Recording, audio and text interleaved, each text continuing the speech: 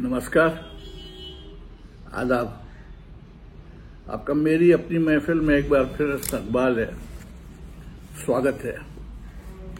आजकल मैं आपको सुना रहा हूँ कुरतुल हैदर साहिबा का नॉवेल अगले जन्म मोहे बिटिया न कीजियो। आज इसकी 9वीं और 10वीं किस्त।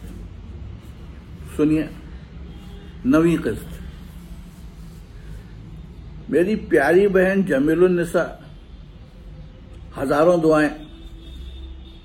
मैं जब से यहां आई हूं तुमको कई खत लिख चुकी हूं, एक का जवाब नहीं आया। तुम्हारे और खाला खालू और आफ्ताब बेटे के लिए सख्त फिक्रमंद हूं। मैंने तुम्हें पहले भी लिखा था, अब फिर ताकीद है। आफ्ताब को किसी तरह मार पीट कर स्कूल भेजती रहो। वर्मा साहब से कहो उसकी फीस माफ करा दें और उसे समझाएं कि वो पढ़ने में दिल लगाए। वो मेरे सामने ही हद से ज्यादा आवारा हो गया था। मैं तुमको यहां की दास्तान पूरी लिख चुकी हूं। ये सोचकर शायद वो मुफस्सल खत तुमको नहीं मिला, असर नौ सारा किस्सा बताती हूं, मगर तुम मेरी फिक्र में कुड़ना नहीं। इंशाअल्लाह सब ठीक हो जाएगा। खोखरा पार के रास्ते में बरेली के एक गरीब मौलवी साहब और उनकी बुढ़िया का साथ हो गया, जो अपने बेटे के पास कराची जा रहे थे। बड़े नेक लोग थे। मुझसे कहने लगे, तुम औरतजात, जवान जहान बेटी का साथ कराची में कहां अकेली धक्के खाती फिरोगी। जब तक कोई ठिकाना न बने हमारे साथ ही रहो। मैंने उनको यूं बताया था कि शौहर ने मुझे छोड़ दिया है। वो 6 माह कराची में और 6 माह लंदन में रहता है और मैं नान नुस्खे का मुतालबा करने पाकिस्तान आई हूं। ये सुनकर उन्हें बहुत हमदर्दी हो गई, क्योंकि उनकी लड़की को भी उसके खाविंद ने बेकसूर तलाक तलाक तलाक कहकर दत्ता बताई थी और वो बरेली में पड़ी अपनी जान को रो रही थी। बहरहाल तो मैं उनके साथ लालू खेत पहुंची, जो यहां गरीब मुहाजिरों की एक बस्ती है। उनका बेटा मोहम्मद लतीफ खां किसी अमेरिकन के यहां मोटर ड्राइवर था। वो भी बहुत अच्छी तरह पेश आया, मगर उसकी बीवी महापारा और मुझसे जलने लगी। मैंने लतीफ भाई से कहा कि जल्द अज जल्द मुझे कहीं खाना पकाने की नौकरी दिलवा दे तो मैं उनके घर से चली जाऊं। वो मेरे लिए नौकरी ढूंढने लगे। हमें वहां रहते 10-12 दिन हुए थे कि एक रोज लतीफ भाई के दुल्हन ने मीलाद शरीफ किया। उसमें मैंने नाते और सलाम पढ़ा तो बहुत तारीफ हुई और मोहल्ले में घर घर मीलाद शरीफ पढ़ने के लिए बुलाई जाने लगी। यह रबीउल अव्वल का महीना था। अक्सर मकानों में बीवियां मेरी हालत पर तरस खाकर 2-4 रुपए भी दे देती। एक बार फिर वो तराई के गांव में घूमने का जमाना लौट आया। क्या अल्लाह की शान है। एक रोज एक मिलाद में दरूद शरीफ पढ़ा जा रहा था। एक रोज एक महफिल मिलाद में दरूद शरीफ पढ़ा जा रहा था कि बाहर एक मोटर आन कर रुकी और उसमें से कुछ गैर मुल्की कैमरे संभाले उतरे। मैं समझी लतीफ भाई जहां मुलाजिम है वो लोग हैं। बाहर गई। वो यूरोपियन टूरिस्ट थे। उस वक्त औरतें अंदर सहन में जोर जोर से दरूद शरीफ पढ़ रही थी। उन लोगों में से एक ने, जिसके लंबे लंबे सुर्ख बाल थे और नीचे को झुकी हुई मूछें थी, मुझे बुलाकर अंग्रेजी में पूछा, ये ऑल मोहम्मदन क्या है? पहले तो मैं चकराई, फिर ख्याल आया कि आले मोहम्मद इनकी समझ में ऑल मोहम्मदन आया है। तौबा तौबा, इतने में महापारा आ गई। उसने अंग्रेजी में समझाया कि हम लोगों की रिलीजियस मीटिंग हो रही है। लाल मूंछों वाला महापारा को देखता का देखता रह गया। मुझसे पूछा, मेरी लड़की है? मैंने कहा यस। इजाजत चाहिए, तस्वीर खींच सकता हूं? Stunning Persian beauty. मैंने सर हिलाया। उसने फौरन कई तस्वीरें उतार ली। अब हमारे गिर्द भीड़ इकट्ठी हो गई। लाल मूंछों वाले ने अपना कार्ड महापारा को दिया कि फलां होटल में कल सुबह 10 बजे तक आए, वो और तस्वीरें खींचेगा किसी फॉरेन मैगजीन के लिए और उसका बहुत अच्छा मुआवजा देगा। महापारा फौरन राजी हो गई। लेकिन मुझे ख्याल आया कि लतीफ भाई से पूछ लेना जरूरी है। मैंने महापारा से कहा, इसे कह दे कल फोन करके बता देगी कि आ सकती है या नहीं। चंद मिनट बाद वो लोग चले गए। शाम को जब लतीफ भाई घर आए, मैंने उनसे जिक्र किया।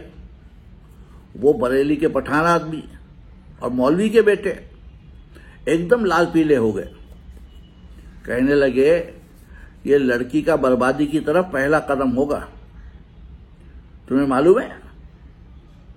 मालूम है ये लोग फॉरेन रिसालों के लिए किस किस्म की तस्वीरें खींचते हैं? अगर तुमको अपनी और महापारा की आफियत मंजूर है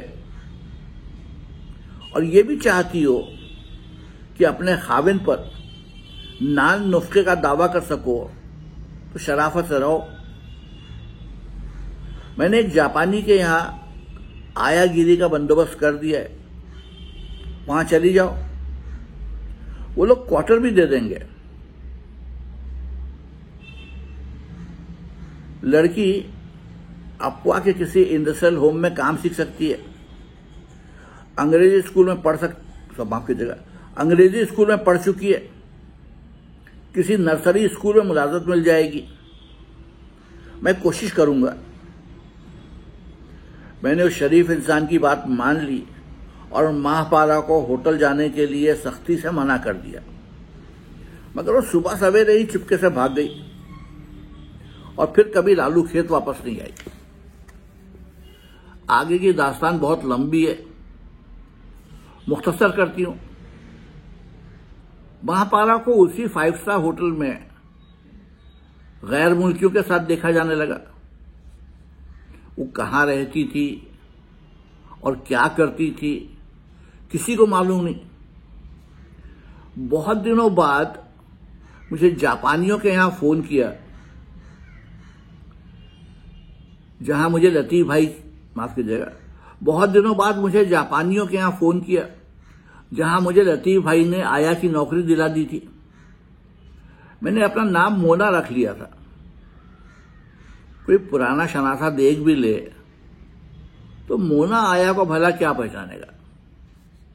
मैंने आगा शब आवेज हमदानी की तलाश जारी रखी, जगह जगह फोन किए। मालूम हुआ कि अब वो मुस्तकलन लंदन में रहते हैं, तो फिर वहां खत लिखे और हस्ब मामूल जवाब का इंतजार शुरू किया और हस्ब मामूल महरूम रही। एक रोज महापारा ने बहुत मुस्तलिफ आवाज में फोन किया कि फलां होटल में कोई आगा हमदानी तेहरान से आकर ठहरे हैं।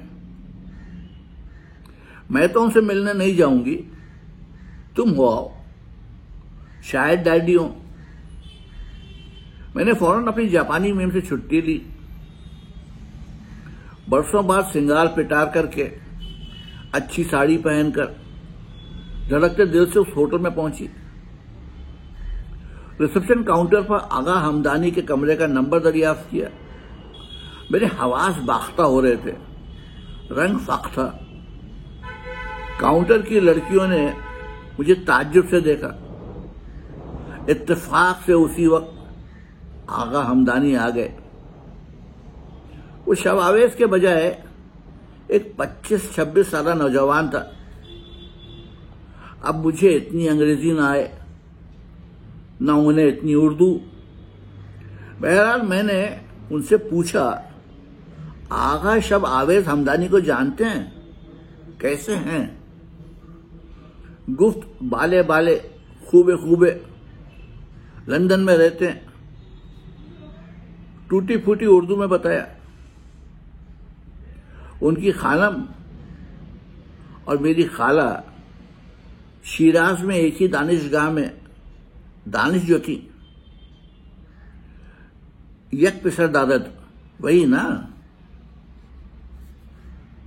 फिर आगा हमदानी तो ईरान एयर, माफी देगा, फिर आगा हमदानी तो ईरान एयर के कोच की तरफ बढ़ गए। मैंने महापारा का फोन आने के बाद शब आवेज के नाम जो खत लिखा था वो पर्स से निकाला, पुर्जे पुर्जे करके वहीं रद्दी की टोकरी में डाल दिया और होटल से बाहर आ गई। अब सुकून है, अब किसी चीज का इंतजार नहीं। लेकिन अब महापारा की फिक्र खाई जा रही है। वो मुझसे बिल्कुल बरगश्ता हो चुकी है। किसी को यह भी नहीं बताती कि मैं उसकी मां हूं। कहती है, मैं एक आया को अपनी मां कैसे बताऊं? मेरे पास आकर क्यों नहीं रहती? क्यों 250 रुपये महीने की नौकरी, माफ कीजिए, क्यों 250 रुपये महीने पर नौकरानी बनी अपनी औकात खो रही हो? मेरे पास पैसे की कमी नहीं, लेकिन महापारा के यहां दौलत की यही फरावानी मुझे मारे डाल रही है। वो एक मुश्तब्बा किस्म के होटल में रहती है और तरह तरह के मुश्तब्बा लोगों से उसकी दोस्ती है। कभी कहती है अपने एक अरब फ्रेंड के साथ बैरूत जा रही है, कभी फोन करती है कि कैबरे डांस सीखने हांगकांग जाने वाली है। हफ्तों महीनों गायब रहने के बाद सूरत दिखाती है तो लगता है कोई फिल्मस्टार आ गई। बढ़िया विलायती कपड़े, कीमती इत्र, नित नए हेयर स्टाइल और विग। बेचारे भाई लतीफ खां, जो वर्मा साहब की तरह नेकदिल आदमी है, मुझसे बेहद नाराज हैं। कभी मिलते भी नहीं। और मैं क्या मुंह लेकर उनके घर वालों से मिलने लालू खेत जाऊं? उन सबको महापारा के मुतालिक मालूम हो चुका है। मैं महापारा से एक पैसा नहीं लेती, मगर वो तो यही समझते होंगे। अब जबकि आगा शब आवेज की तरफ से भी मुकम्मल नाउमीदी हो चुकी है, मुझे महापारा के साथ रहने में क्या आ रहा है? मेरी समझ में खुद नहीं आता। क्या अम्मा, हुरमुजी खाला और मैंने सारी उम्र वही नहीं किया जो अब महापारा, माफ कीजिएगा, जो अब महापारा निहायत आला पैमाने पर बड़े स्टाइल से कर रही है। मेरी जापानी में, जिसे मुझसे बेहद हमदर्दी है, मुझे बताया करती है कि टोक्यो में एक पूरा इलाका बेहद शानदार गनीस डिस्ट्रिक्ट कहलाता है, जिसमें जापान की हजारों लड़की इन्हीं अशगाल में मसरूफ है और पुराने फैशन की बावकार गीशा गर्ल्स की जगह ले चुकी हैं। ठीक है, फिर मुझे महापारा से पैसे लेते क्यों झिझक आती है? शायद इसलिए कि हम लोगों ने इज्जत और वकार का एक पर्दा अपने सामने आवेजा कर रखा था।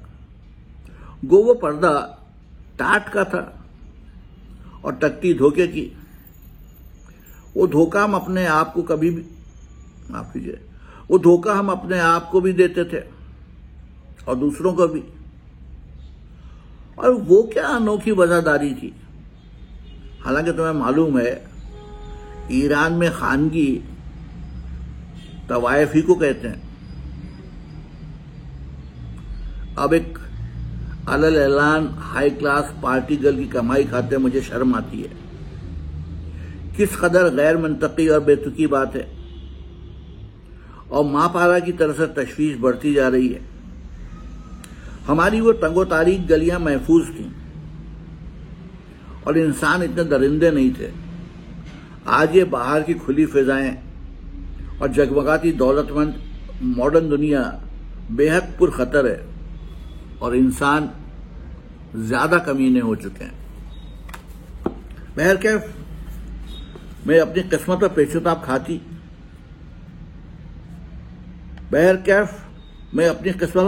खाती हूं और शायद किस्मत ही से इंतकाम लेने की खातिर महापारा से किसी किस्म की मदद नहीं लेती। एक रोज इत्तेफाकिया आगा फरहाद की छोटी लड़की से मुलाकात हो गई।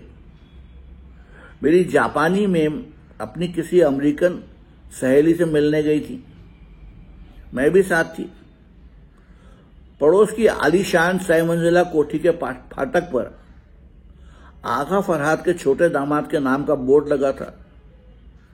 मेरी मेम साहब अमेरिकनों से मिलने उनके यहां चली गई। मैं बाहर धूप में टहलने लगी। टहलते टहलते पड़ोस के फाटक में दाखिल हो गई। कोठी थी कि महल का महल, जैसे अमेरिकन रिसालों में तस्वीरें होती हैं। बरामदे में पहुंची।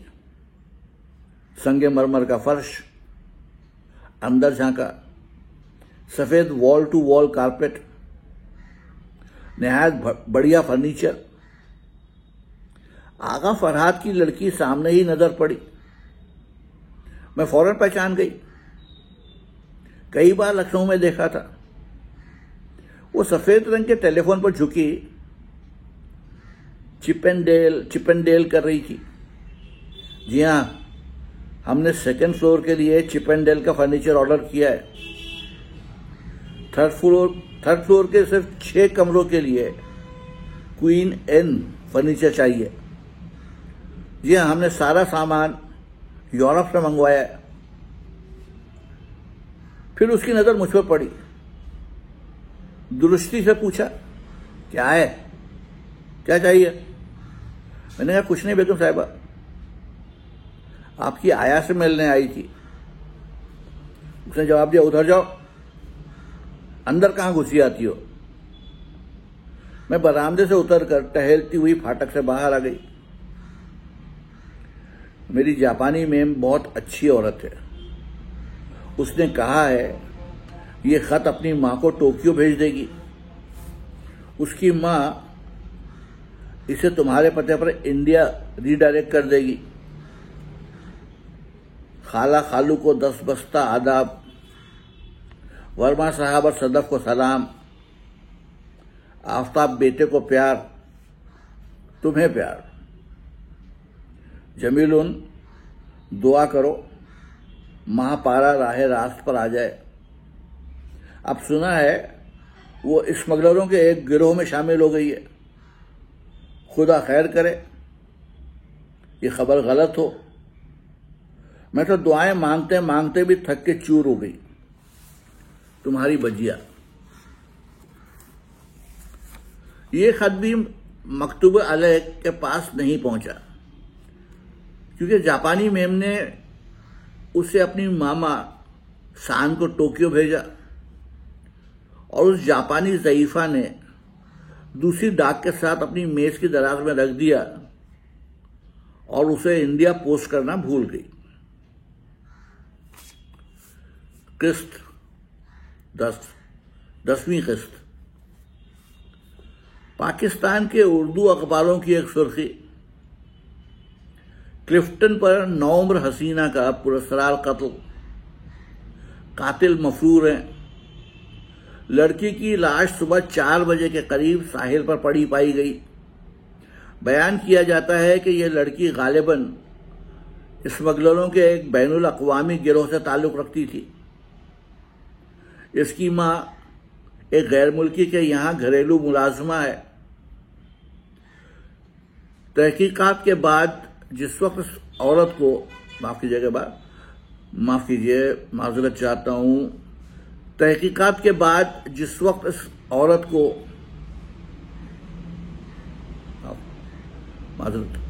तहकीकात के बाद जिस वक्त उस औरत को लड़की की लाश शिनाख्त करने के लिए बुलवाया गया, वो हिस्सेदारी अंदाज में चिल्ला चिल्ला कर कह रही थी, वर्मा साहब आपकी आम्रपाली मर गई, वर्मा साहब आपकी आम्रपाली को मार डाला। इस वजह से ये शुबा जाहिर किया जा रहा है कि दोनों माँ बेटियां भारतीय जासूस थीं। तहकीक और तफ्तीश जारी है। तो ये थी अगले जन्म में बिटिया न कीजो की 9वीं और 10वीं किस्त। कल फिर आऊंगा,